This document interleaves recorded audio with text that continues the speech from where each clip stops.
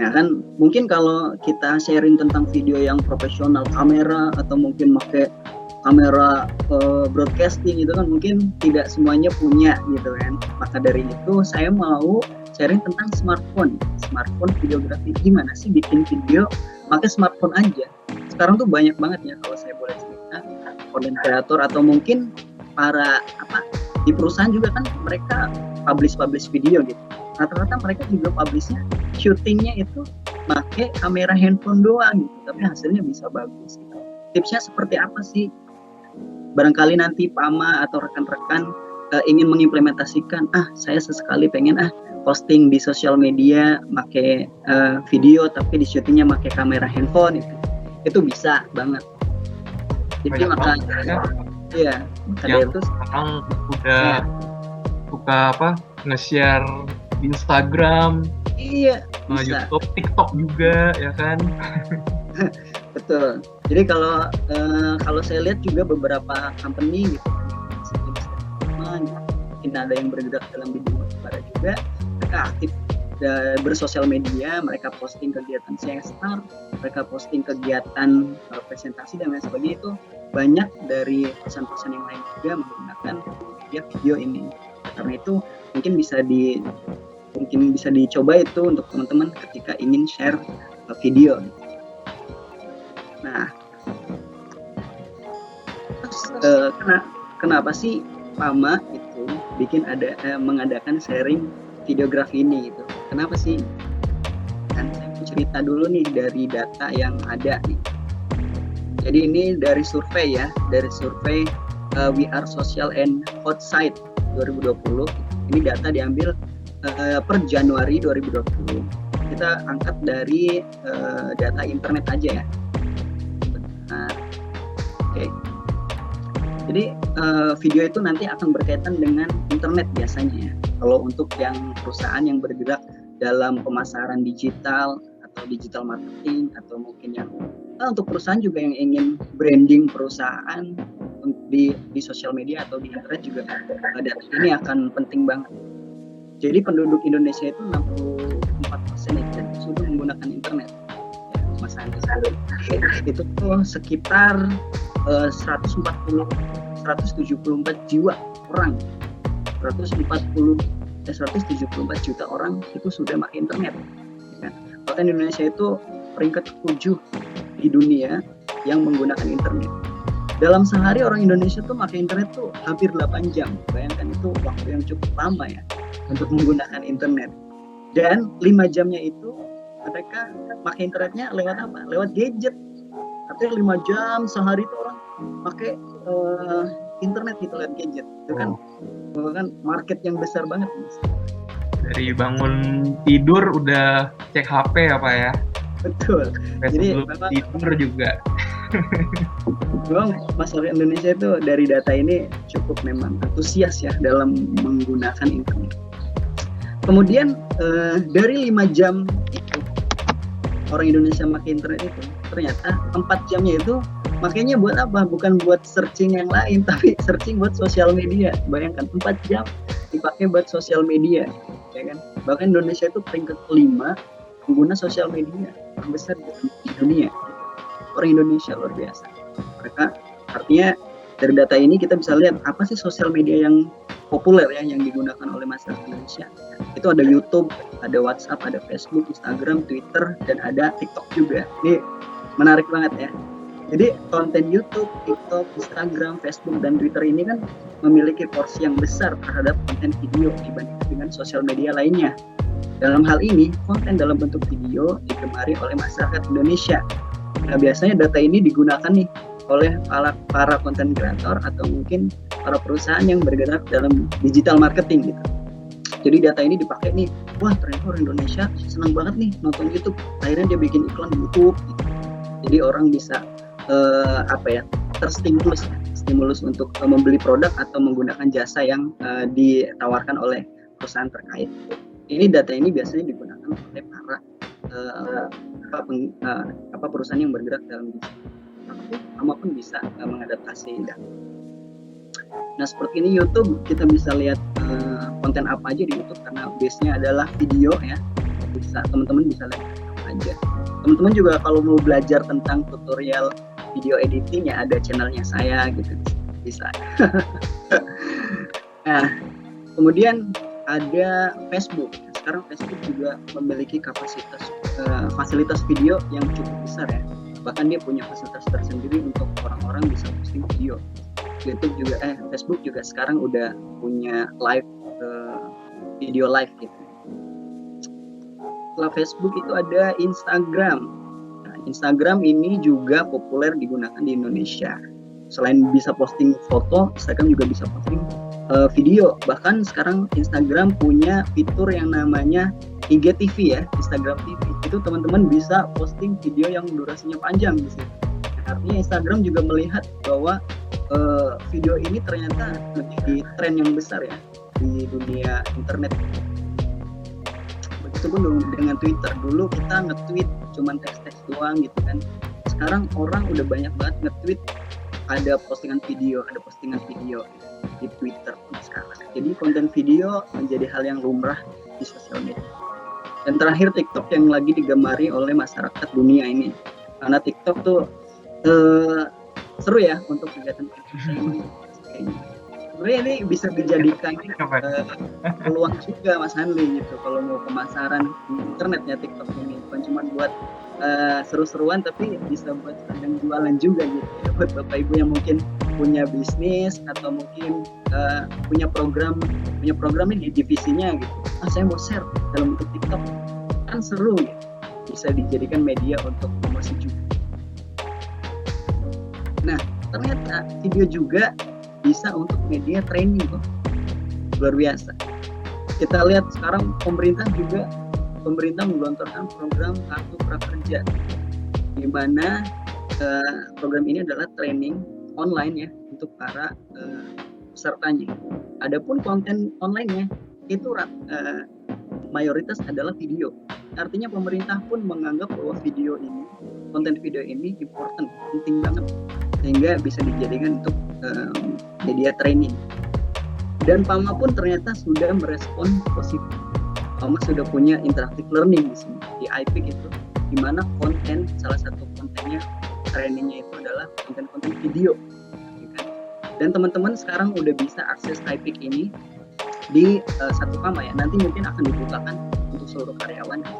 Bisa buka interactive learning di satu PAMA.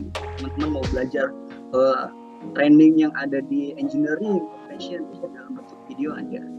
Rupanya akan dilengkapi oleh tim CCKM ya, di mana yang menginisiasi adalah CCKM. Nah, Mark Zuckerberg juga bilang nih tahun 2017 kalau I see video as mega trend. Saya melihat bahwa video ini menjadi tren yang besar gitu. Sama trennya seperti smartphone atau mobile phone, gitu kan. Bahkan video sudah sejajar, trennya video ini sudah sejajar dengan trennya handphone yang tiap bulan selalu ada produk baru, tiap bulan ada produk baru. Tren video sudah sejajar dengan smartphone. Oleh karena itu konten video ini menjadi penting ke depannya. Nah, di sini mengapa sih video itu sangat spesial? Kenapa sih YouTube mau berinvestasi untuk database-nya? Ya kan? Untuk servernya video banyak banget di sini. Kemudian mengapa sih banyak para konten kreator atau banyak perusahaan-perusahaan yang bergerak dalam digital marketing yang mana kontennya adalah video? Ada 6 keunggulan kenapa video itu memiliki kekuatan besar dibandingkan dengan media yang lainnya. Ada 6 nih diantaranya. Yang pertama adalah video itu meningkatkan word of mouth. Orang nonton video iklan contohnya, wah iklannya bagus nih, word of mouth, dia akan merekomendasikan temannya, ada produk ini, lihat nih iklannya. Melewati iklan itu orang bisa getok tular lah, kata orang Jawa mungkin. Nah, jadi video itu ternyata punya kekuatan word of mouth. Oh bagus nih ini, gara-gara ngelihat video. Akhirnya produk atau mungkin fasilitas atau event atau branding itu langsung sampai ke peserta. Kemudian video sangat cocok dengan pengguna smartphone. Sekarang kan kita lagi ngomongin smartphone, pengguna smartphone. Cocok banget video dibandingin media-media yang lain. Ada media yang lain kayak poster, PDF, dan media itu bisa kalah dengan video. Orang buka smartphone nonton video itu cocok banget. Video juga untuk meningkatkan image dan trust gitu. Jadi video ini bisa meningkatkan emosi dari si pemirsanya. Seperti kita suka nonton kan di Facebook atau nonton postingan-postingan di Twitter atau di YouTube gitu, ada orang pengemis gitu kan, kita kadang suka sedih ya melihat video-video pengemis atau video orang sedang dizolimi dan sebagainya. Itu video bisa menggugah emosi, sangat touchy gitu ya. Iya, video itu bisa menggugah itu. Kemudian video juga efektif dan efisien nih dalam proses nanti pemasaran atau proses buat branding, proses untuk promosi. Terus video juga bisa menunjukkan return of investment yang bagus. Artinya gini, orang kadang kalau mau berinvestasi untuk promosi lewat brosur dulu kan, lewat brosur, lewat baliho, lewat billboard, itu kan kadang orang nggak langsung beli ngelihat produk itu. Orang nggak langsung beli, investasinya udah gede-gedean tapi masukan kadang sedikit. Tapi dengan video yang biayanya murah gitu, sekali posting bisa disebar ke banyak orang, itu bisa langsung kita investasi, cuman bikin video satu aja bisa langsung balik modal, bahkan kita berlipat-lipat. Kalaupun di dalam promosi ya, promosi yang awalnya kita pakai poster, sebar flyer gitu di pinggir jalan, tapi gara-gara pakai itu kita bisa mendatangkan banyak peserta supaya seperti program. Terus video juga mendorong orang untuk share, ya. Dibanding media lain, video bisa mendorong untuk share, sehingga apa? Jadinya viral. Orang viral biasanya kebanyakan tuh gara-gara video. Kita contoh lihat. Dalam sebulan ini kan banyak informasi yang viral gitu kan.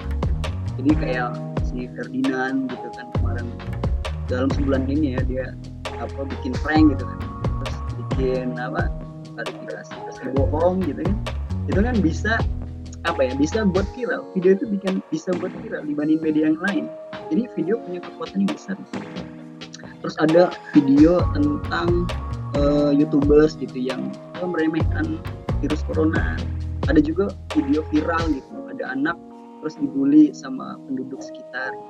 Padahal anak ini cuman penjual gorengan dan sebagainya. Jadi video punya peran yang cukup besar untuk bisa memviralkan sesuatu video. Nah, kemudian biasanya apa sih orang itu bikin video buat apa? Banyak banget tujuannya. Ini hanya beberapa doang. Nanti masing-masing dari teman-teman bisa mapping sendiri tujuan bikin video buat apa. Kalau yang punya bisnis bisa buat marketing. Kalau dia influencer ya buat branding dia. Kalau dia suka potret-potret ya video dijadikan sebagai dokumentasi. Buat teman-teman juga yang suka presentasi nih di PAMA nih, suka banyak presentasi. Biar bagus presentasinya, sesekali ada insert video gitu ya. Bisa insert video. Bahkan ada yang saya pernah melihat itu, ada teman saya presentasi full makanya video gitu. Itu gimana cara dia timingnya, cara dia menyampaikan sesuatu. Bahkan video bisa dijadikan buat materi presentasi. Jadi nggak monoton gitu ya. Betul. Juga video juga bisa dijadikan buat penghasilan. Aja ada endorsement gitu, ada iklan masuk, saya bisa share di Instagram. Dan bisa buat yang lain-lain, belajar, share. Nah, kalau kita bisa lihat ya, apa sih yang bisa dibuat oleh banyak orang. Ya, teman-teman bisa lihat mau bikin video apa aja bisa ya, ada story video, product review idea, bisa tips, discussion, bisa tim to do, cut video, banyak. Ini kalau saya sebutin nggak habis. Jadi dibandingin media yang lain ya, kalau media desain atau poster, baliho gitu, 2 dimensi dikit, nggak sebanyak bisa bikin apa aja. Kamu mau bikin Q&A, bikin interview gitu, bisa masuk ke video. Banyak banget. Ini cuman seberapa persen doang. Saya pernah baca konten video yang ada di dunia itu itu ribuan, dan judul-judul yang model-model ini. Nah, sekarang kita baru masuk nih ke ke materi. Lalu apa sih yang dipahami dalam membuat video di smartphone gitu kan. Nah, jadi yang perlu dipahami nih buat teman-teman yang mau nih saya coba bikin video di handphone.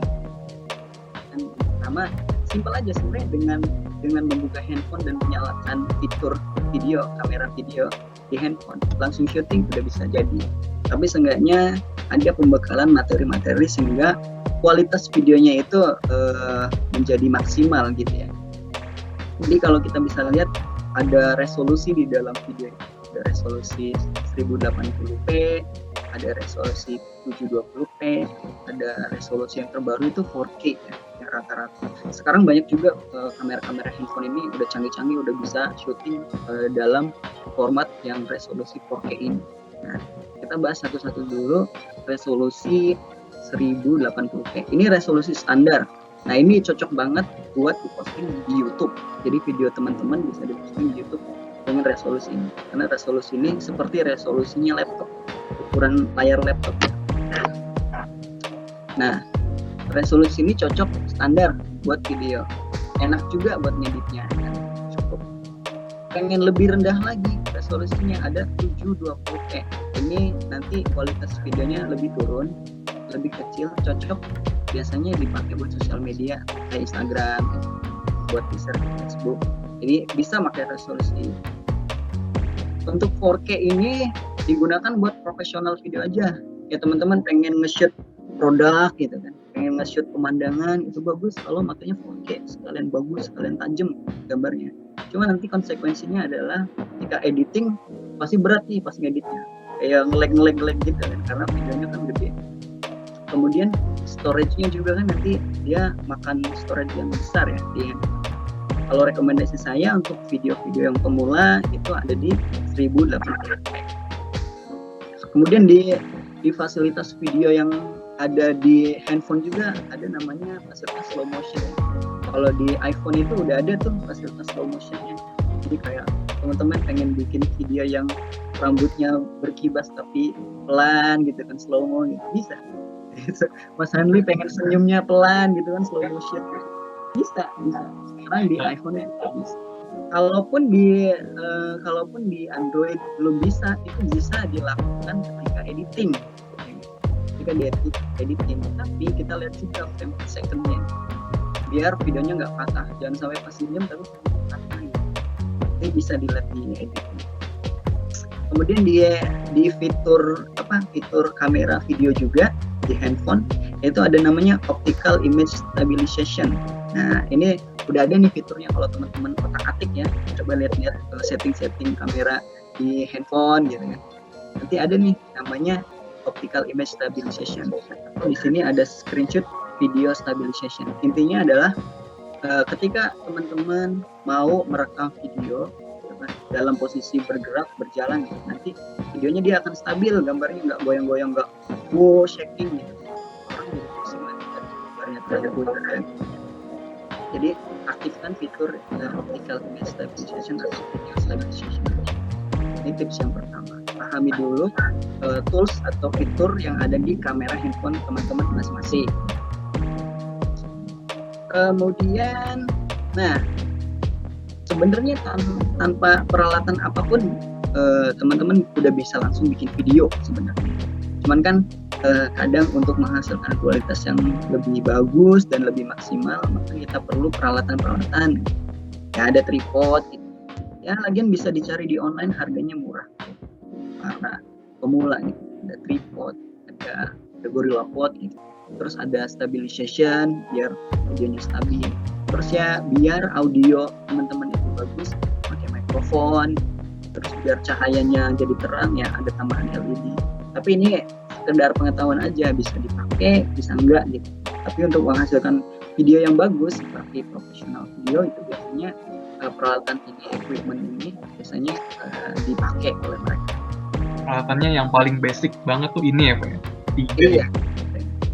Kalaupun tidak ada ini pun sebenarnya udah bisa langsung bikin video seperti di sana. Tapi untuk bisa menghasilkan video yang lebih bagus, yang cukup lah, maksudnya yang kita kan pengen the next level kan.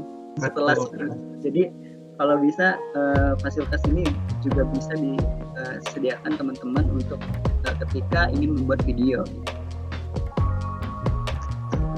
Nah, tadi ya setelah video equipment, sekarang kita baru masuk ke teknik pengambilan gambar nih.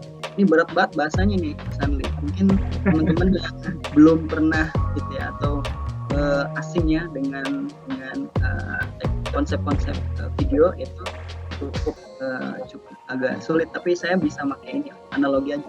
Kadang suka gini Mas Hanli, orang kan saya pengen di shootnya sampai dada aja gitu, saya pengen di shootnya kelihatan kepalanya aja, kan biasanya orang pakai istilah gitu kan. Nah kalau di istilah kamera shoot yang bisa dipoto atau video itu ada namanya kamera shot istilahnya. Jadi nanti kedepannya setelah sharing ini jangan ngomongnya saya pengen di shoot sampai leher aja dong, jangan. Nanti istilahnya ganti, saya pengen shootnya close up dong, iya kan, close up. Kalau banget nih rasanya nih. Iya ganti. Jadi saya pengen kelihatan sampai dada, jangan sampai dada, medium close up dong. Medium. Gitu. Iya kan. Saya pengen kelihatan full body, long shot dong. Gitu. Jadi pakai istilahnya agak keren sekarang gitu, pakai istilah yang udah baku dalam dunia fotografi atau videografi. Nah di sini ada shot-shot nih. Shot-shot ini kan besaran kamera ini bisa mengcapture ini ya objek.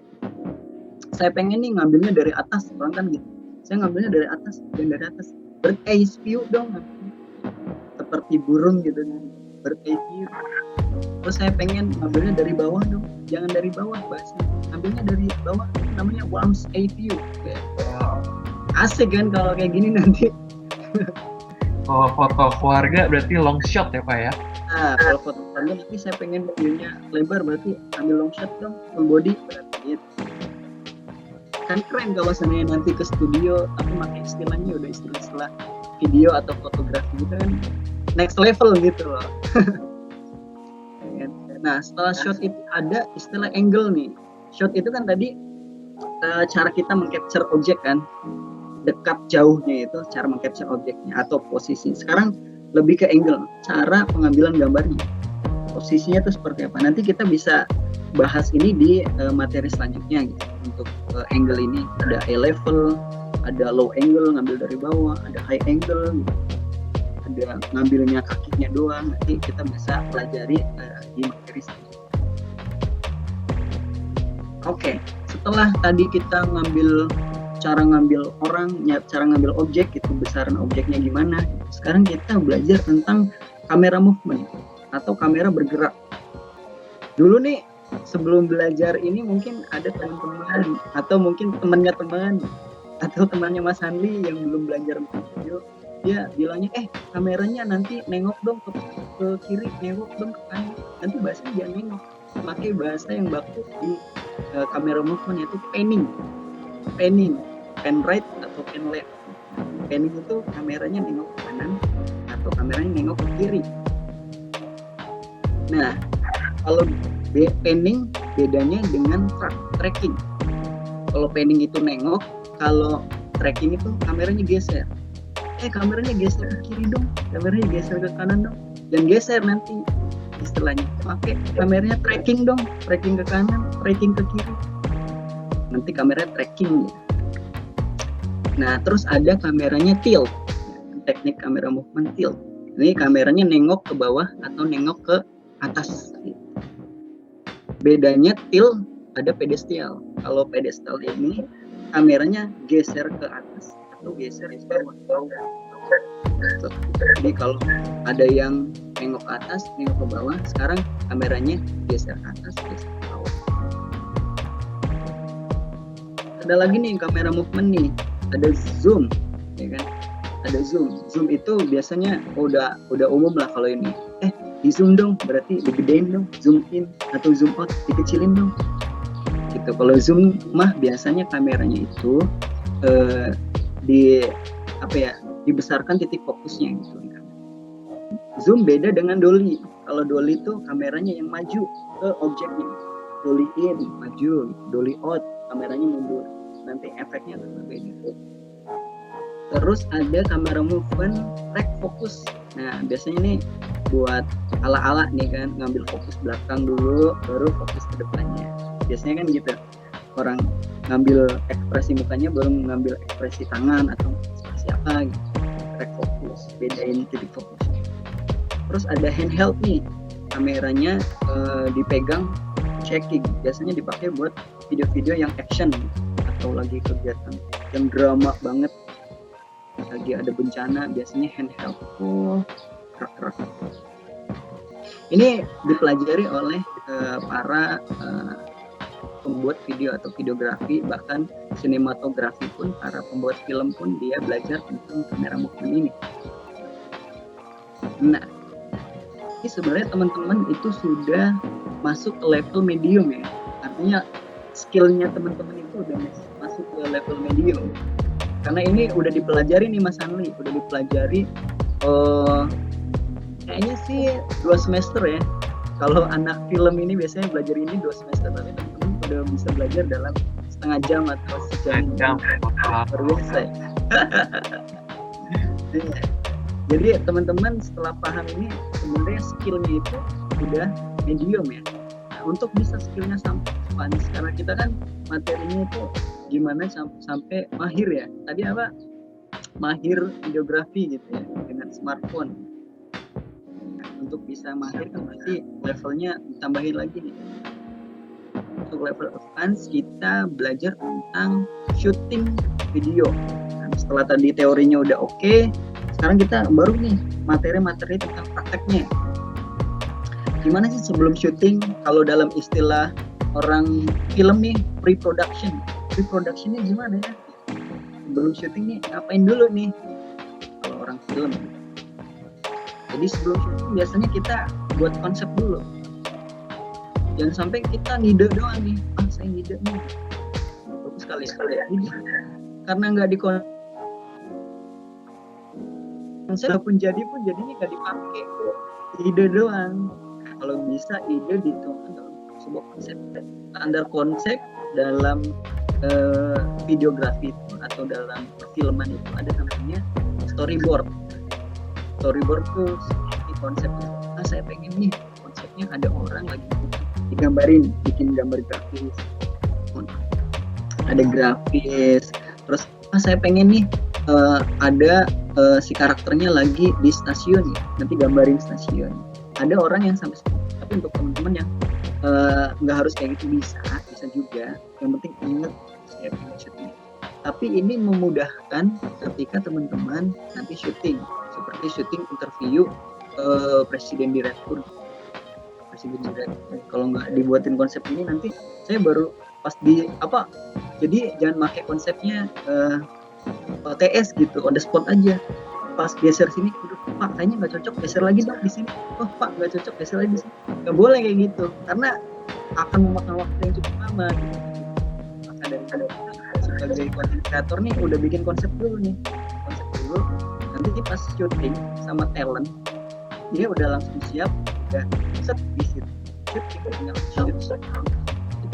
Ini disebut ya Pak ya, biar saya hemat waktu juga gitu, nggak banyak ngulang-ngulang ya.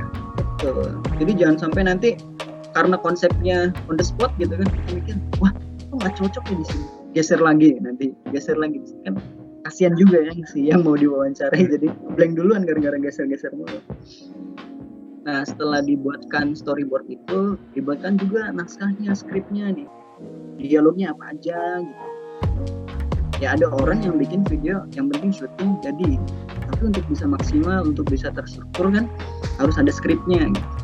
Presiden direktur diminta untuk menyampaikan sambutan new normal, tapi nggak ada bahan apa-apa, asal ngomong aja apa aja, nggak bisa gitu. Kita harus siapin teksnya dulu nih biar terarah dan baku misalnya.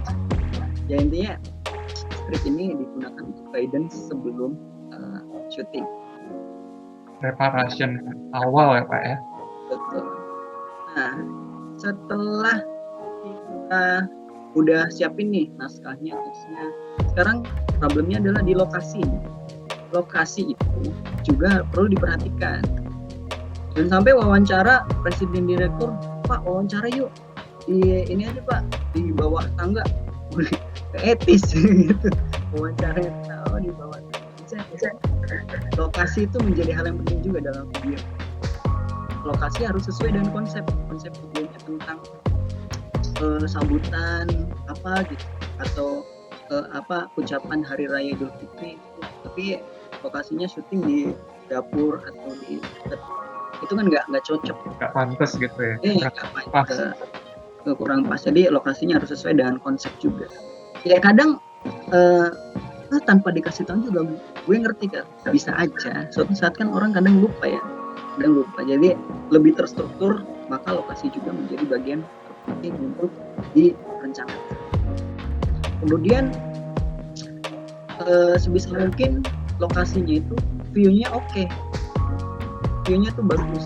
Jadi buat teman-teman kayaknya view-nya kurang nih, kosong, cuman ada kursi doang, pengen tambahin meja, pengen tambahin vas bunga, ya kan, pengen tambahin background ada foto apa gitu, itu bisa di-setting juga tempatnya diperindah. Kemudian lokasi juga harus menghindari visual noise. Visual noise itu contohnya gini, lagi syuting interview tapi backgroundnya ada kura-kura yang dibekukan atau yang di air keras gitu. Itu kan istilahnya tidak semua orang kan menyepakati hal itu gitu. Kalau bisa itu visual noise, jadi disingkirkan dulu. Atau enggak tiba-tiba lagi interview ini tapi kelihatan ada benda tajam, itu kan nggak etis. Itu disingkirkan aja dulu biar video itu benar-benar lokasinya clear dan bagus. Kemudian hindari kebisingan, cari lokasi yang nggak bising biar kualitasnya bagus.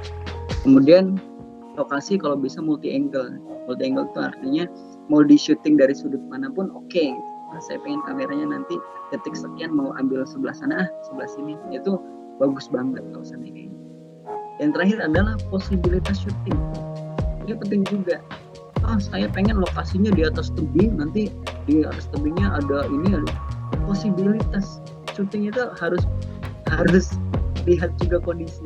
Jangan sampai idenya terlalu liar, akhirnya syuting jadi berantakan.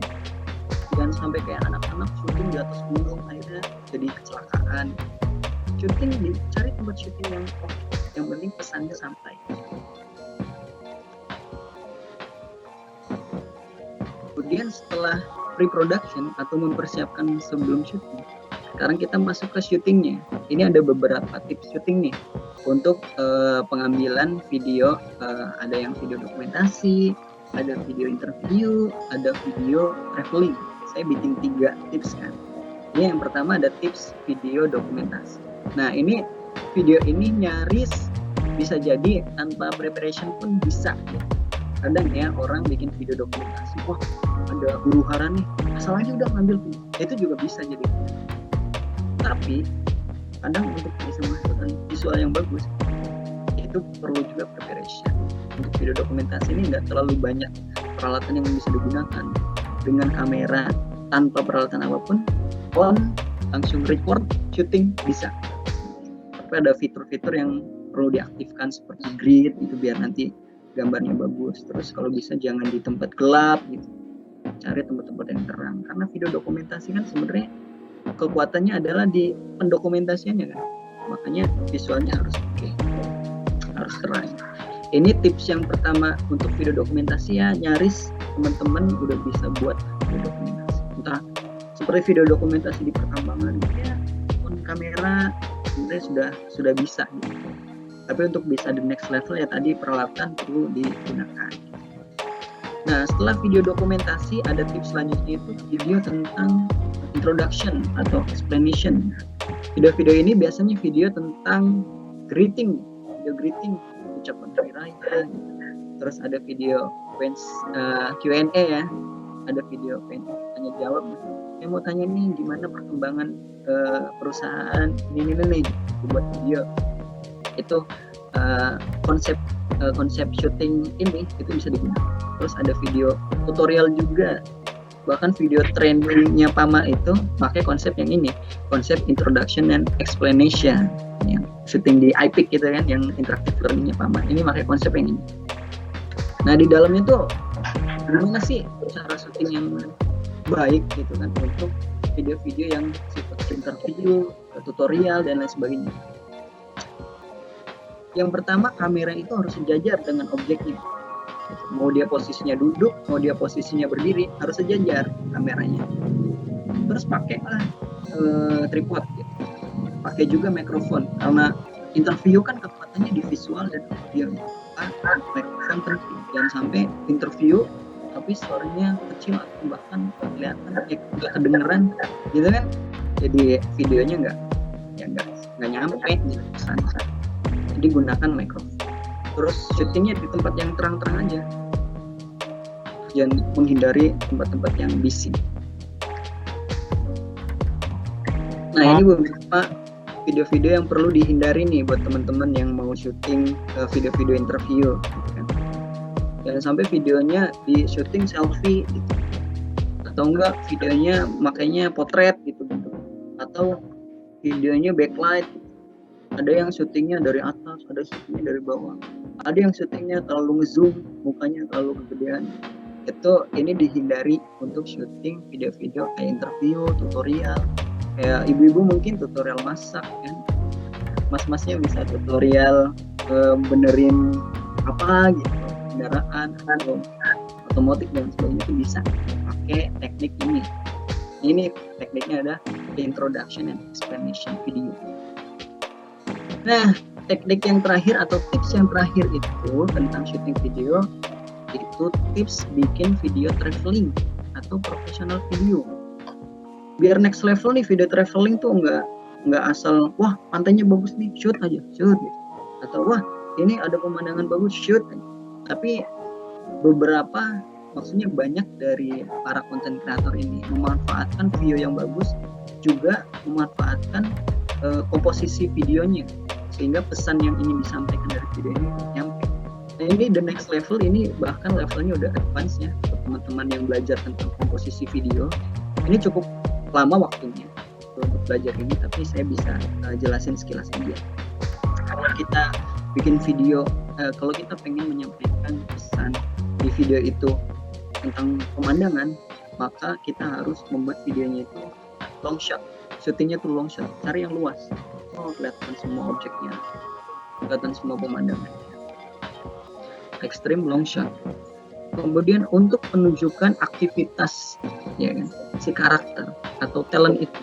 Contoh nih, kita bikin video terus ada keluarga atau ada model gitu kan, dia tuh lagi ngapain, maka kita buat videonya dalam bentuk long shot.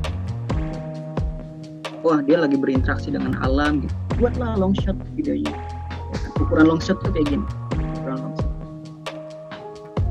Kemudian kita pengen nih ngelihat objeknya itu sedang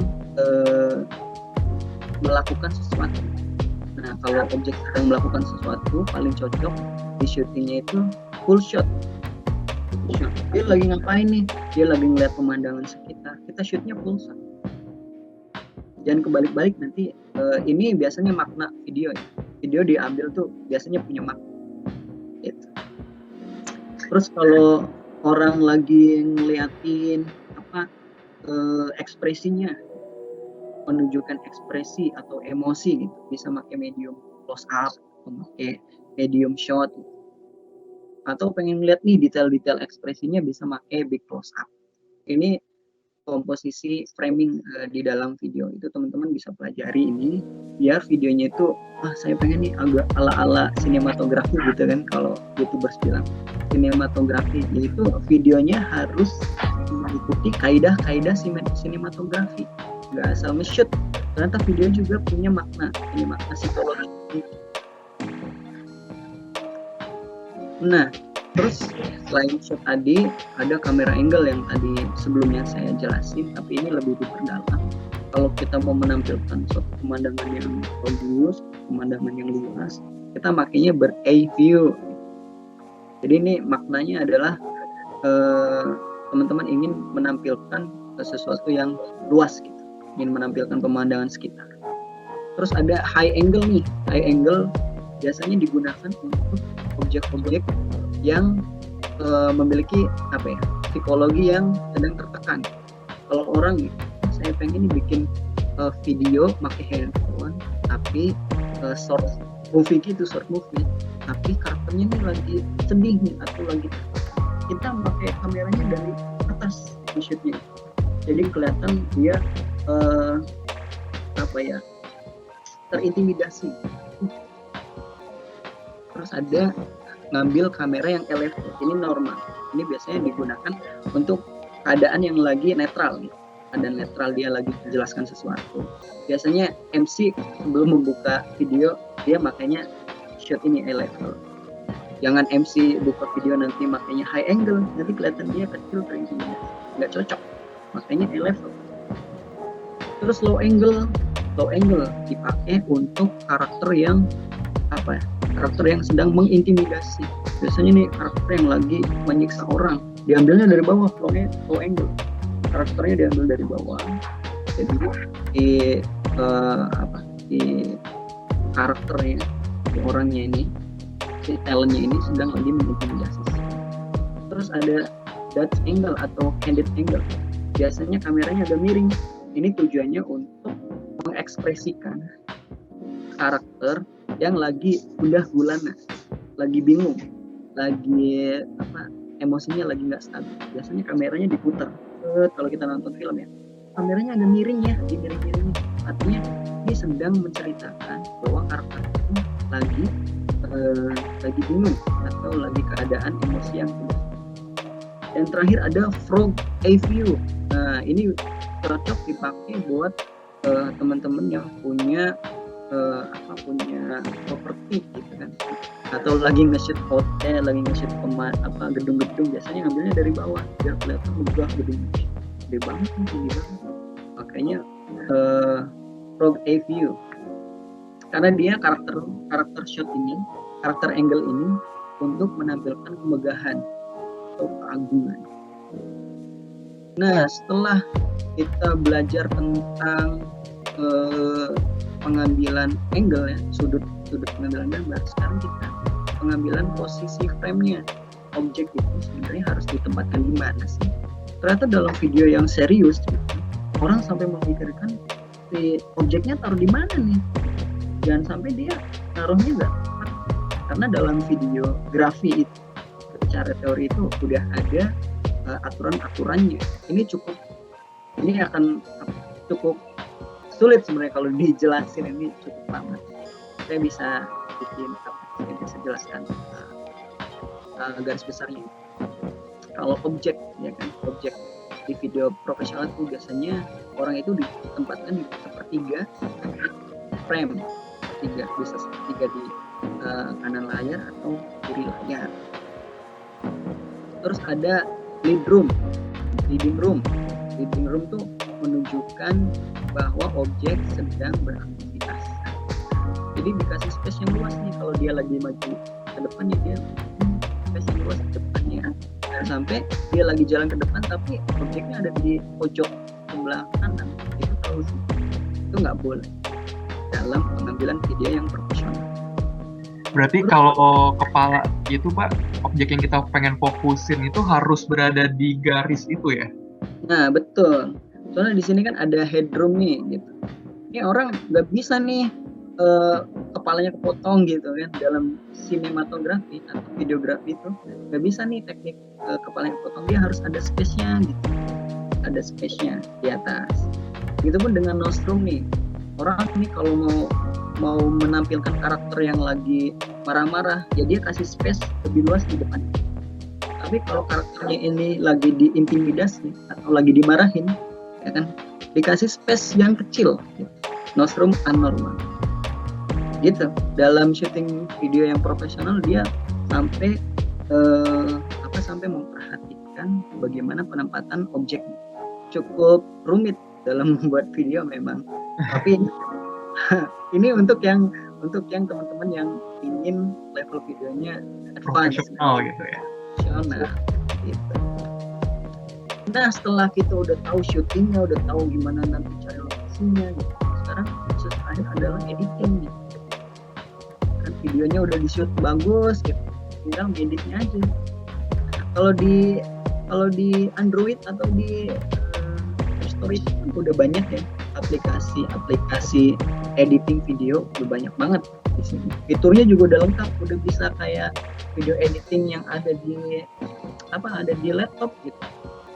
Dan teman-teman juga bisa mempelajarinya dengan sangat mudah ya.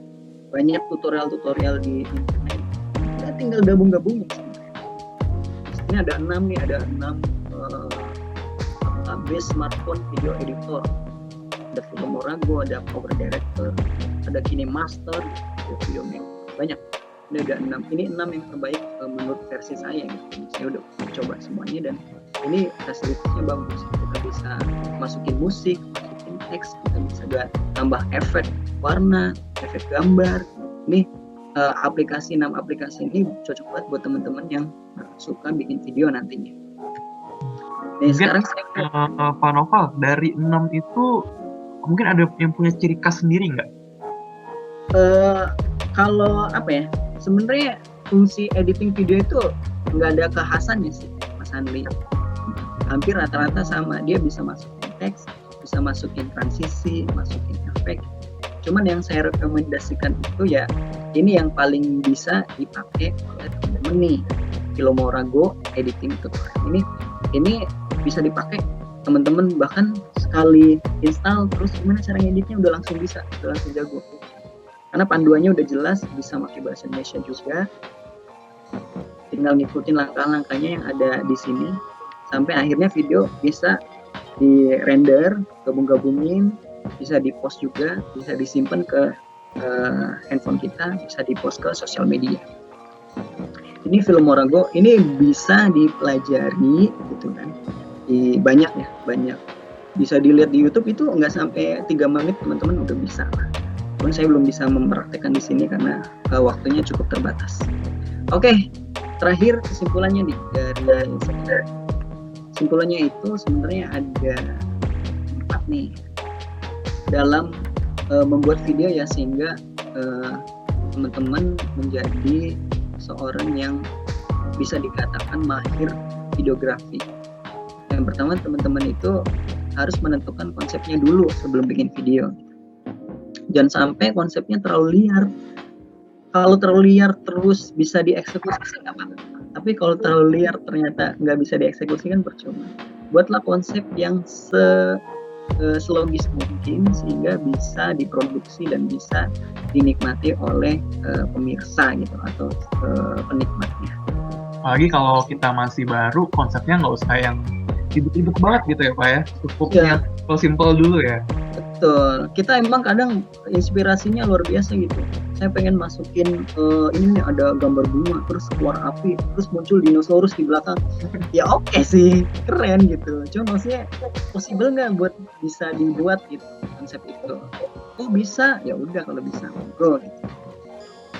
Artinya konsep nyesuaiin juga sama kapasitas kita untuk bisa bikin video. Kemudian kuasai juga toolsnya nih. Konsepnya udah oke, toolsnya kuasai. Toolsnya apa sih? Kamera di handphone, kuasai dulu kamera di handphone. Oh, ternyata kamera di handphone banyak ya fiturnya gitu, setting-settingnya banyak. Kuasai dulu kamera di handphone. Udah kuasai toolsnya, kuasai juga teknik videografinya, pengambilan gambar yang tadi, kuasai materi-materi yang tadi saya share, kuasai dulu. Nah, itu nanti next level nih videonya. Dan yang terakhir adalah terus berlatih. Makin berlatih gitu kan, apa kata orang, practice make perfect gitu kan. Terus berlatih maka kualitas videonya juga akan bagus. Oh, kayaknya kalau video ini nanti bagusnya ngambil dari sini deh. Nah biasanya gitu, karena sering berlatih jadi kualitasnya kadang amazing gitu ya, bagus.